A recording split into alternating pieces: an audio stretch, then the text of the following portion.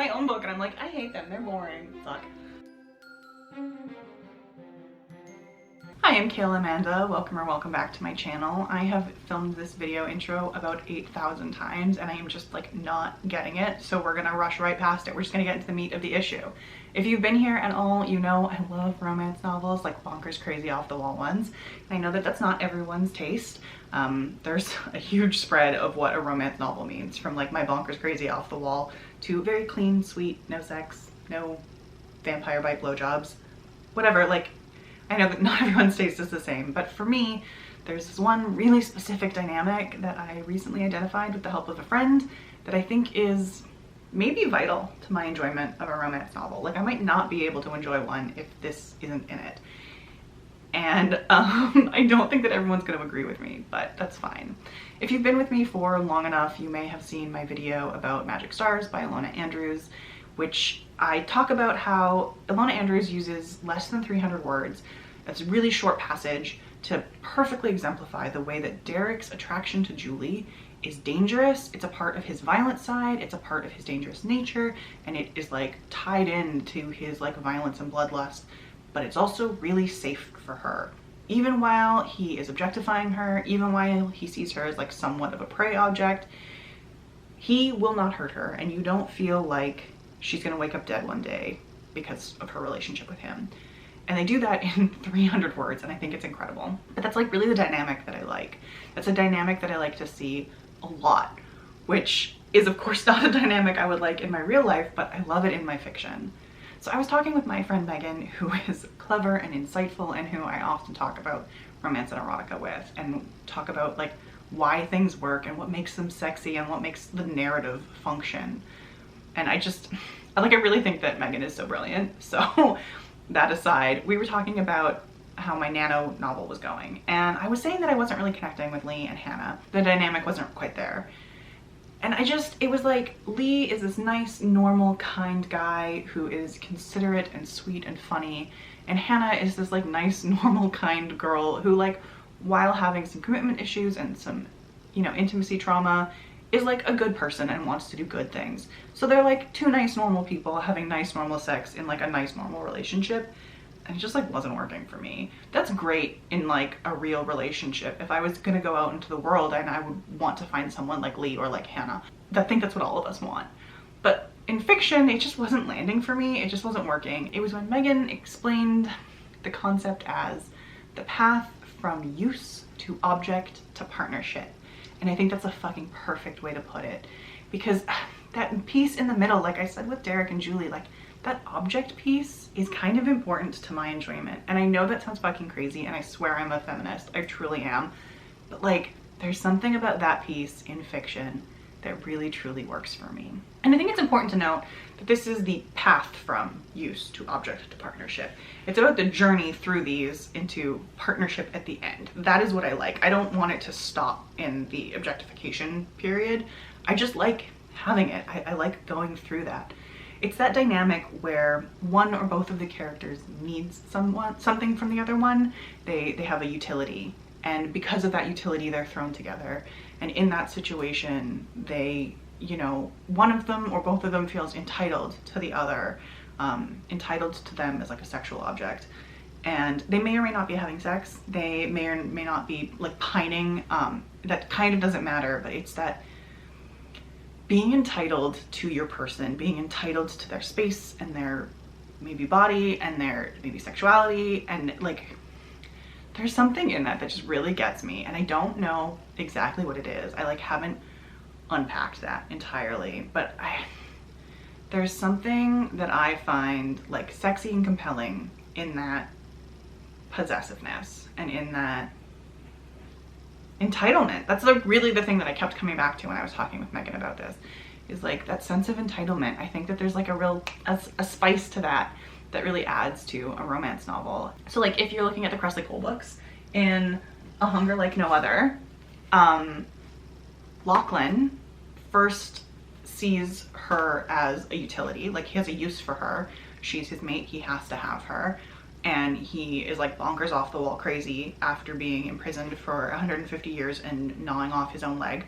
So he needs her. That's her use. She like soothes his savage beast in like a very literal way.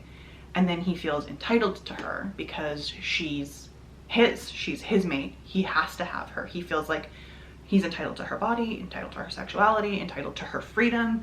But it's done in a way that really worked for me, because through that entitlement to her, through that feeling like he possessed her and he could control her, there's like a moment where he realizes that he hasn't held up his end of that bargain, right? So there's a moment where she's like sick because she hasn't fed, and it's in his point of view, and he feels guilt because he hasn't taken care of her. She has been of use to him and he has not been of use to her. He has done more harm than good to her, and like he can't stand that, and he makes a conscious decision to change it. And I think that that's where the spice for me comes in. But I think that the realizing that use has to become reciprocal is where the like romantic spice comes in for me. The romantic part comes in because he realizes that like if she is it for him, then he has to be it for her, and he has to be the kind of man who she would want to be with. And I think that that is like so fucking sexy and so romantic. And so I think that that last piece of the path, right, the partnership piece, is like really important. That's what makes the first two work for me. I like the dynamic of these characters going from like utility, objectification, or entitlement to like true partnership. I think that's what makes the partnership part at the end feel so like earned and so worthwhile. And there's something like really magical about having a writer who does it well, being in that space where your hero or your heroine sees their love interest and sees for like the first time them as like a whole complete person, and they realize like, oh shit, they're not just useful to me, they're not just sexy, they're not just mine, if they are mine, then I am theirs. And like, what does that mean? And how do I help them figure that out? How do I show up to be theirs the way that I want them to show up to be mine? And I think that that's like bonkers off the wall good. That's the dynamic I love and I want to be able to replicate in my own work. So the point here is not like this is the only dynamic that works and this is the only dynamic that you should like or that anyone should write. Obviously, that's not it. This is just a dynamic that really works for me. And in being able to identify it, I am better able to understand what works for me in the books I like and in the books I want to write. Because I can now identify like, oh, this use object partnership pattern really works for me. How do I put that into my stories? How do I put that into Karen Asher? Because it's definitely missing. There's a little bit of it in Hannah and Lee. That object part is there because they're friends with benefits. So we've kind of removed the utility piece in a lot of ways, and there's not sort of an entitlement, but there's kind of an objectification of each other, especially from Hannah's point of view, where she very much just treats him like a booty call. So there's some of that in that story, which now that I know what the dynamic is, what it is that I'm looking for, I can say, okay, so if that objectification part is important for me, how do I pump it up? And if it's missing entirely in Karen Asher's book, how do I go back in and add it? And I just think that being able to identify those dynamics that work for you is so important to being able to write them. And it's so important to being able to recommend me more books that have that, please.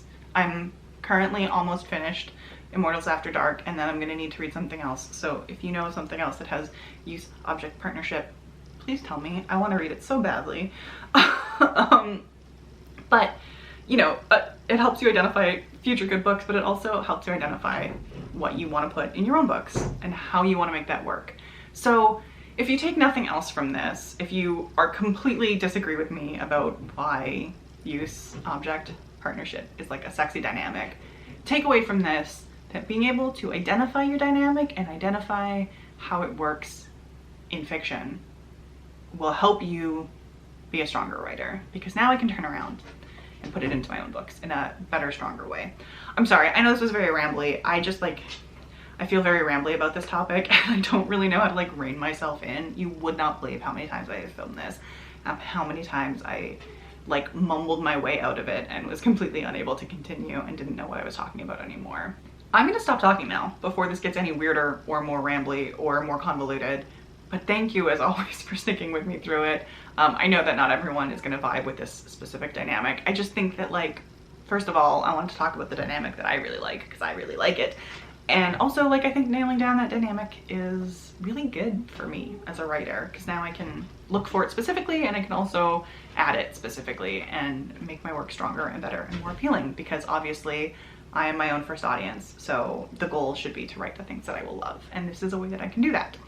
So thanks as ever. And if you're looking for me anywhere else, I am pretty much everywhere as Kayla Amanda. That is Kaylughmanda. You can tell me how much you hate my niche dynamic on basically all my social media that way. And I'll see you next time.